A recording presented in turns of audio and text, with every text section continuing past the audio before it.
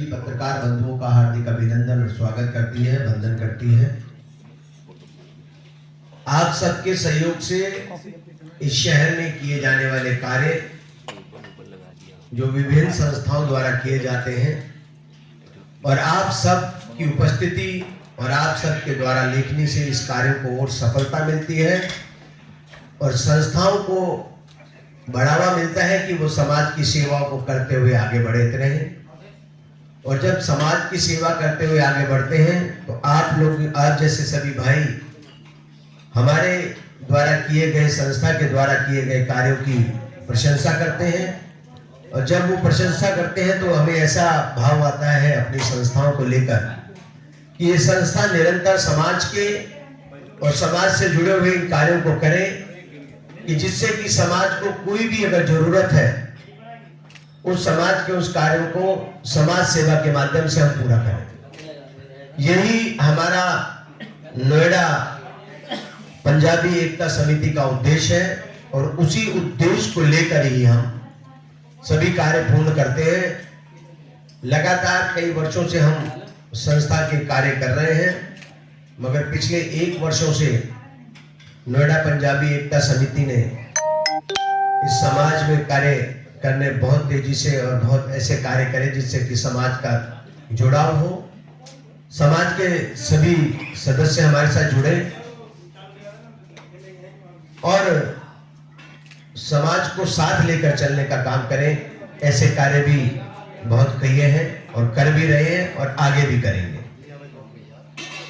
आज की प्रेस वार्ता का मेन उद्देश्य जो है कि पंजाबी एकता समिति द्वारा लोहड़ी का ये पर्व जो आने वाली 13 तारीख को मनाया जाएगा, वैसे मगर समिति द्वारा निर्णय लिया गया कि ये 11 जनवरी को लोहड़ी का ये पर्व बड़े ही धूमधाम के साथ मनाया जाए और इसी को लेकर ये आज की प्रेस वार्ता रखी है। 11 जनवरी को लोहड़ी का पर्व मनाएंगे वेडिंग विला यही नीचे वाले बड़े हॉल में। शाम को 7 बजे से कार्यक्रम प्रारंभ होगा। 7 बजे से कार्यक्रम प्रारंभ होगा, साथ में सांस्कृतिक रंगारंग कार्यक्रम चलेंगे, पंजाबी गीत चलेंगे, लोहड़ी के गीत चलेंगे, गिद्दा भांगड़ा होगा और लोहड़ी भी जलाई जाएगी। इस कार्यक्रम को लेकर हमारी समिति ने पूरी तैयारियां कर ली गई हैं। अपने इस शहर के कुछ सामाजिक संगठन और जो समिति के परिवार हैं और अपने समाज के जितने भी लोग हैं उनको इनविटेशन देने का कार्य भी किया जा रहा है और कुछ शहर के गणमान्य अतिथि इस कार्यक्रम में उपस्थित होंगे, जिससे कि इस कार्यक्रम की शोभा बढ़ेगी और समिति का जो कार्य है करने का उसमें और उत्साह मिलेगा। तो इसी को देखते हुए 11 जनवरी को लोहड़ी का कार्यक्रम रहेगा जो शाम को 7 बजे प्रारंभ होगा, जिसमें सांस्कृतिक कार्यक्रम का आयोजन किया जाएगा, पंजाबी गीत का कार्यक्रम होगा, जिसमें मुख्य अतिथि के रूप में हमारे माननीय सांसद डॉक्टर महेश शर्मा जी रहेंगे। उप मुख्य अतिथि के रूप में हमारे माननीय विधायक पंकज जी रहेंगे और साथ ही उप मुख्य अतिथि के रूप में हमारे माननीय मजिंदर सिंह जी सिरसा राष्ट्रीय सचिव भारतीय जनता पार्टी के जो है वो रहेंगे। कल उनसे मुलाकात हुई और उन्होंने अपने यहाँ आने की हमें सहमति दी और उसके बाद उन्होंने कहा कि मैं इस कार्यक्रम में हर संभव उपस्थित होऊंगा और इस कार्यक्रम में उपस्थित होके मैं समाज की और सबके साथ इस कार्यक्रम में रहूंगा। सिंह नागर जी हैं, विमला बाथम जी हैं, महानगर के अध्यक्ष मनोज गुप्ता जी हैं, हमारे ही सहयोगी, हमारे ही और पूर्व रिटायर्ड बलविंदर कुमार जी हैं, नरेंद्र भूषण जी हैं जो इस वक्त आईएएस है, प्रमुख सचिव भी हैं, और संजय खत्री जी आईएएस हैं, ओएसडी हैं इस वक्त नोएडा प्राधिकरण।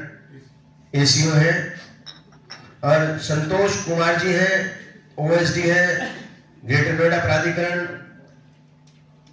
रवि मिश्रा जी हैं, राजन ठुकराल जी हैं, विपिन मल्लन जी और डिम्पल आनंद, ये हमारे समाज के ही लोग हैं ये सभी, और कुछ शहर के गणमान्य अतिथि हैं जो इस कार्यक्रम में रहेंगे और इस कार्यक्रम की शोभा बढ़ाएंगे। और साथ ही इस कार्यक्रम को आने वाले जितने भी अतिथि हैं सबके साथ यहाँ पे रात्रि भोजन भी होगा। हम सब मिलके लोहड़ी का पर्व मनाएंगे, भोजन भी करेंगे और सांस्कृतिक रंगारंग कार्यक्रमों का भी आनंद यहीं पे लेंगे। इसीलिए इस प्रेस वार्ता को किया गया। हमारे संस्था के अध्यक्ष वीरेंद्र जी मेहता जो मेरे साथ हैं, वो अध्यक्ष हैं, वो इस संस्था के कुछ किए गए कार्य और उनके जो अभी तक किए गए कार्य हैं और हमारे आगे क्या कार्य हैं उनके उद्देश्यों को लेकर भी आपसे एक वार्ता करेंगे। मैं वीरेंद्र जी से कहूंगा कि आप अपनी बात रखें। नव वर्ष की बहुत बहुत शुभकामनाएं और यहाँ आने के लिए बहुत बहुत धन्यवाद। हमारी संस्था हम लोगों ने जनवरी 2023 में शुरू की थी और शुरू करने के बाद एक लक्ष्य लेके चले थे कि पंजाबी समाज को कैसे उठाएं, कैसे हर दुख में इनके साथ खड़े हों। तो उसी कार्यक्रम को आगे बढ़ाते हुए हम लोगों ने काफी निर्णय लिए थे कि हम लोग समाज के लिए जो बच्चे हैं उनको पढ़वाएंगे, समाज के लोगों को नौकरी दिलवाएंगे। उस कार्य में हम लगातार चलते रहे। पहला कार्यक्रम हमारा जो हुआ सेक्टर 64 में हुआ था, जो हम लोगों ने भंडारा शुरू किया था, जिसमें कि हम लोगों ने किसी बुजुर्गों के, हमारे संस्था के जैसे मेंबर्स के बुजुर्गों के नाम का भंडारे से हमने शुरुआत की। उसके बाद हम लोगों ने बैसाखी का पर्व मनाया सेक्टर 12 गुरुद्वारे में। उसके बाद सेक्टर 10 में हम लोगों ने छबील लगाई थी जिसमें 12,000 से लेकर 14,000 लोगों ने पानी पिया था हमारे यहाँ पे, प्लस ब्रेड पकौड़े वगैरह खाए थे 4,000 लोगों ने, प्लस 200 दर्जन हम लोगों ने केले बांटे थे।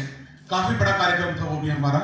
उसके बाद हम लोग कार्यक्रम में हम लोगों ने चौथा जो कार्यक्रम किया वो किया शमशान घाट में विजिट। जहाँ जहाँ जिस जगह पे संस्था की जरूरत पड़ेगी हम लोग सब अपनी तरफ से पूरी तैयारी करके चलते हैं। उसके बाद सेक्टर 10 में विशाल भंडारे का किया गया जिसके अंदर कम से कम 4,000 लोगों ने खाना खाया था और पूरे सेक्टर 10 में उसका नाम भी रहा कि ऐसा भंडारा आज तक हमने सेक्टर 10 में नहीं देखा है। जो हम लोगों ने वहां भी 200 दर्जन केले भी बांटे गए थे। काफी बड़ा कार्यक्रम किया था वो भी हम लोगों ने।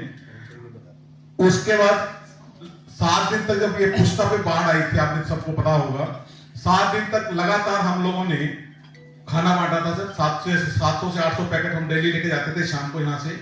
उसके बाद एक एक पानी की बोतल हर परिवार में 2-2 बोतल सॉरी। उसके बाद में बिस्किट के पैकेट, नमकीन के पैकेट, बच्चों के लिए भी फ्रूटी वगैरह सब हम लोगों ने प्रोवाइड किया। ये 7 दिन लगातार कार्यक्रम चला था हमारा। उसके बाद हमने संस्थाओं को पढ़ाने का कार्यक्रम कर रखा है। जो बच्चे हमारे आज भी पढ़ते हैं हम लोग किसी भी बच्चे को, जिस स्कूल में बच्चा पढ़ रहा है वहां से हटाते नहीं है, चाहे उसकी फीस कितनी भी जाती है। हम कोशिश करते हैं स्कूल